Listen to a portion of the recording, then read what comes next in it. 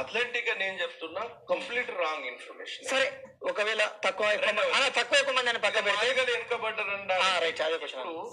ఉషా మేరా commission ను నియమం చేయమని, అంటే 2024 వస్తాయన్నా మనం నియమం చేయమని చెప్పింది కృష్ణ మాదిగని, చేసింది వైఎస్ రాజశేఖర్ రెడ్డి. ఉషా మేరా కమిషన్ ఏం చెప్పింది? ఎవరు డెవలప్ అయిందని అన్నది? మాదిగలు డెవలప్ అయిందని.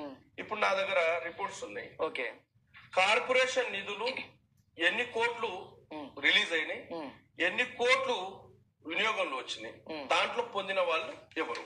ఓకే, తెలంగాణ రాష్ట్ర ఏర్పాటు తర్వాత ఎస్సీ కార్పొరేషన్ బడ్జెట్ లో 80% బడ్జెట్ మాదిగల్ని యూజ్ చేశారు. Okay, right. ఇక ఎస్సీలకు రావాల్సినటువంటి మిగిలిన పథకాల్లో 3 ఎకరాల భూమిలో 80% మాదిగలే తీసుకున్నారు. ఓకే, ఇక దళిత బంధు పేరిట వచ్చిన 10 లక్షలు 80% తీసుకునేది ఎవరు? మాదిగలే. ఎవడు దొబ్బి తిన్నాడు? ఎవడు దొబ్బి తిన్నాడు? ఎవడు దోచుక తిన్నాడు? ఓకే, ఈ 80% భూమి తీసుకున్నటువంటి మాదిగ కులం మీద ఆ సింగర్ ను థూ అని మూసుకుంటా పాట పాడమనండి. ఓకే, ఇప్పుడు 80% దళిత బంధు తీసుకున్నటువంటి మాదిగల మీద థూ అని మూసుకుంటా పాట పాడమనండి. 80% కార్పొరేషన్ నిధులు తిన్న మాదిగల మీద థూ అని ఉంచుకుంటా పాట రాయమనండి. 80% గురుకులాల్లో అడ్మిషన్ తీసుకున్న మాదిగల మీద థూ అని పాట పాడమనండి.